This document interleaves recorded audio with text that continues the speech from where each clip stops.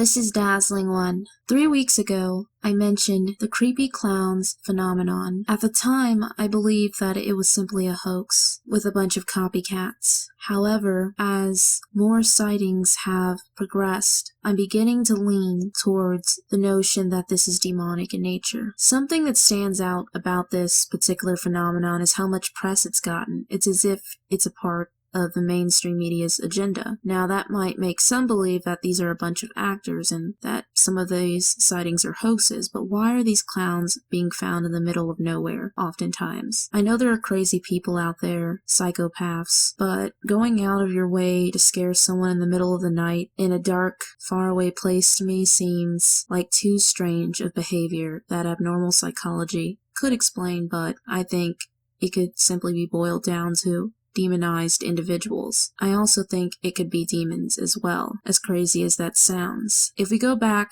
to early August, Suicide Squad came out, and I believe that movie was predictive programming. You had the Joker, and you had Harley Quinn, and they were committing crimes, and they were two clowns. I know that the Joker has been in the Batman franchise forever, and so has Harley Quinn, but still, all the masses need is a little programming, and I do believe that oftentimes what they put on television, on the radio, on TV, can trigger individuals who may have been through satanic ritual abuse or simply have spirits that live inside of them. Because something interesting about demonic possession is that demons communicate with each other. So if someone has a spirit inside of them or on them, even if they are oppressed, these spirits interact with one another. Have you ever wondered why some people form an attachment to someone, say an idol of some sort? It's probably because they have a similar spirit on them. And these two spirits have a lot of confirmation, similar to two believers who are hearing from the Holy Spirit who get confirmations from Yahweh. And so the same thing happens with the demonic realm. I mentioned in the video I did on the evil clowns that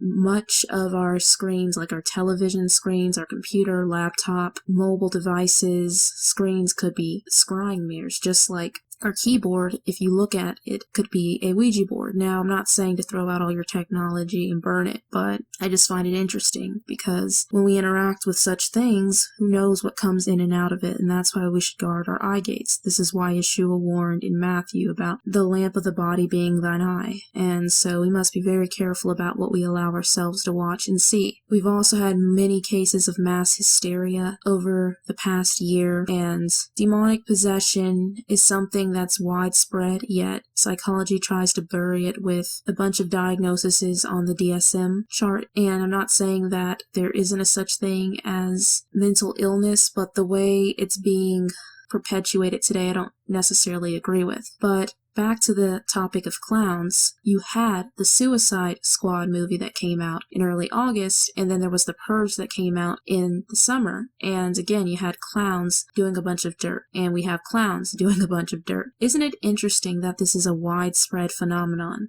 These clowns are no longer isolated to just the United States of America. When I did the video on the clowns, it was only in the United States, and there weren't as many cases. Now it's exploded to Australia, the UK, and I'm sure it'll continue to spread. And now there's even a case in Germany. One man said he was attacked by a clown with a 10-inch blade, and now he's disabled and he's unable to work. And it's not funny, it's that you have them calling in, threatening schools, and trying to lure children in. One clown tried to snatch a 1-year-old girl from her mother. That's pretty bold and wicked. It reminds me of a story I saw on Nancy Grace about a man who walked into a store and tried to snatch a 13-year-old girl from her mother. And it's like, what would drive someone to be so bold to try to snatch a child straight from their parents' hand? I would beat that person so bad if they try to steal my children, if I ever had kids one day. But I just want to mention that I do believe these clowns are demonic in nature. The other thing that leads me to believe that it is demonic is I remember G. Craig Lewis in one of his videos exposing hip-hop mentioning miming, because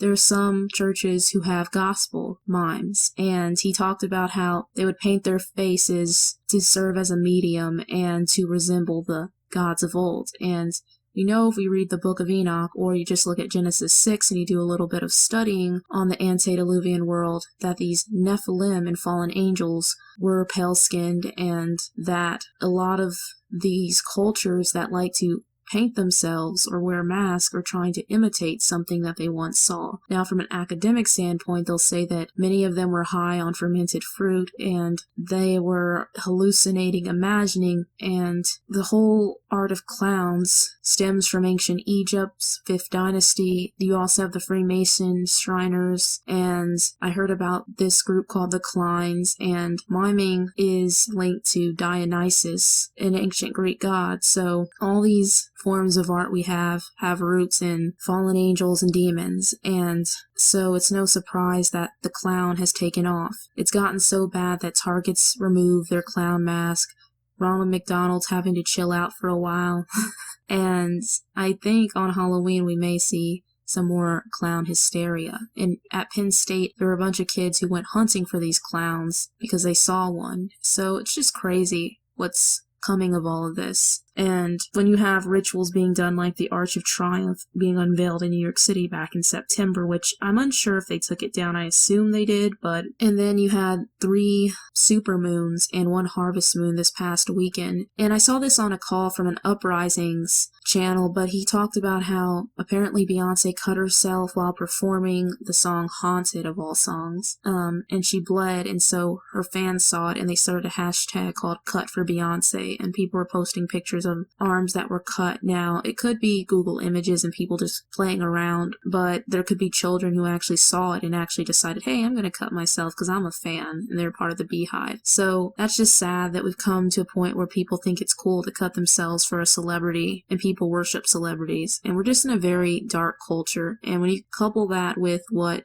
CERN is doing with the Hadron Collider and the rituals going on with all of these supposed artistic expressions that are really being used as an excuse to build altars that were used to worship demons, and people doing satanic rituals, because this is the Halloween is getting closer, and during this time, there's just more blood sacrifices that go on. It's no surprise that more demons are crossing over to this realm, and more people will welcome them. Hollywood also just seems to have a fixation as of lately with demonic possession. Now, I know they've been doing demonic possession films probably since the original Exorcist back in the 70s, but it seems like they're trying to bring that back and show you mass hysteria or mass possession and make it normal. And that's no coincidence either. And I want to shift into talking about the elections. I know it's not paranormal, but it is pretty abnormal, this election cycle. And one thing I've noticed about this particular election is that they've really given a lot of attention to alternative media sources like Alex Jones. And this is by no mistake. You have President Obama, while campaigning for Hillary Clinton, make light of the fact that Alex Jones called him and Hillary demons, and he smells himself and goes, ain't that something? Because apparently Alex Jones said that he smelled like sulfur. And I'm pretty sure that the video that went viral immediately after the debate of the fly on Hillary several times led to this, and many link this to the fact that there have been flies spotted on Obama, and some say it's because of Beelzebub and so forth. So it's interesting that they're responding to these conspiracy theories. They're also throwing breadcrumbs, if you ask me, because they know that if they say stuff about demons or they say stuff about conspiracy theorists, they'll rush out and they'll put out a video. It's just like with the Hurricane Matthew ordeal, which was blown way out of proportion. And I have a conspiracy theory that this storm may have been buffered to harm Haiti because they needed to pass the Paris Agreement with climate change, since that's been a huge thing, and they've been using this climate change to have the UN take over more and more areas, just like the internet was handed over to the UN. But this hurricane devastated Haiti, and with the type of technology that HARP has, some people are blaming CERN. Whatever the case is, it is hurricane season, so it's naturally occurring, but then you buffer this storm to make it worse, and it knocks into Haiti, and we know that they love to reduce the populations of third world nations. Then it serves as an argument that we need to do more about climate change. And then when it comes to the East Coast, it doesn't do as much damage as they said it would, because they were acting as if this would be another Katrina, and it turned out to cause power outages and flooding, and there were some, but nowhere near the amount that they were estimating that there would be. And with the storm, they pointed to the fact that on the satellite there was this skull face within the eye of the storm. And of all places they could have paused it, they wanted to pause it there and say that because they knew that it would get us all talking, all of us Christian conspiracy theorists to be exact, that this is demonic and so forth. Some people think it was fabricated, and I do believe there is a such thing as marine spirits. I've done videos about it, but I also think that they're purposely playing with our minds, like how they're pretending like there's this war between Trump and Hillary and the establishment and the alternative media. And I don't buy that either candidate is authentic.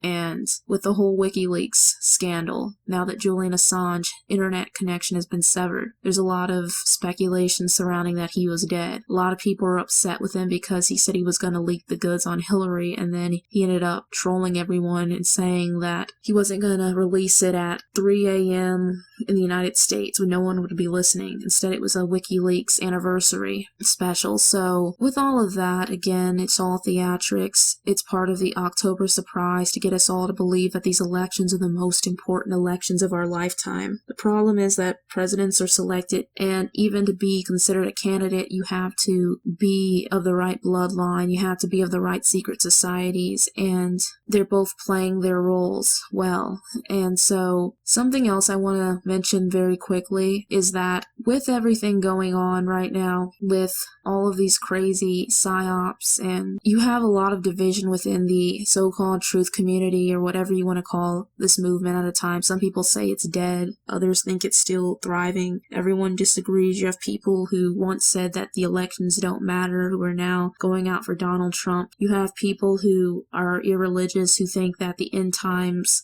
talk is all nothing but a big psyop, and it's all a bunch of shills making videos, and there is fear-mongering, and there are people that are posers. But to people of faith, when we look at what's going on, there really are signs that we are at the end. And I know people argue, well, people have been thinking that since the beginning of time. They're entitled to their opinion, and I like the fact that we're able to bring different things to the table, whether someone's speaking about the metaphysical, or someone's speaking about chemtrails, or someone is speaking about politics. It helps that we all bring something different. I don't think we all should agree on everything, but there is a lot of division going on there. And I will say that, yeah, it's true that sometimes when we talk about things being a sign of the end, which I think all of this craziness with Hillary and Trump and the clowns is a sign of the end. America is on her last leg. But some may say that's escapism, it's fear-mongering, and you know what? I'll be honest with you. I think some of us, when we realize just how messed up this world actually is, it is easy to want to escape, to want to be raptured, or to be honest with you. But at the same time, I'm speaking from a place of observing and knowing what's going on. But I will say, with everything that's been happening, it's made me numb in a lot of ways. It's made me apathetic towards things that I may have cared about, because it is disconcerting to see people talk about Hillary and Trump as if it's a real election, or to see people talk about celebrities as if that actually matters. And you just get so frustrated with all of the things going on. It's like you're living in this dream, almost like a nightmare, and you just want to wake up and be back in a world where there isn't so much corruption. And it's easy, if you're not careful, to go into a state of depersonalization where the world just feels like one big dream and one big illusion and one big simulation. But that's why I always try to encourage people with faith, and to always tell you guys not to be afraid, no matter what it looks like, because God has not given us a spirit of fear, but of power, love, and a sound mind. So I hope that you guys enjoyed this message, and I'm sorry I wasn't able to do a video last week. I was bogged down with midterms, and this semester has been rough. I'm just going to be honest with you. It's been 2 years since I was in a science or math class, and then I jumped into all of my major classes, and a lot of them require previous science courses, and I did well in those, but now that it's been a while, I've forgotten a lot of the material, so I'm having to relearn it while jumping at accelerated pace. So next semester, I'm hoping to take a lighter load and to focus more on the channel. But thank you guys for constantly bearing with me, and I hope you all have a wonderful week. God bless.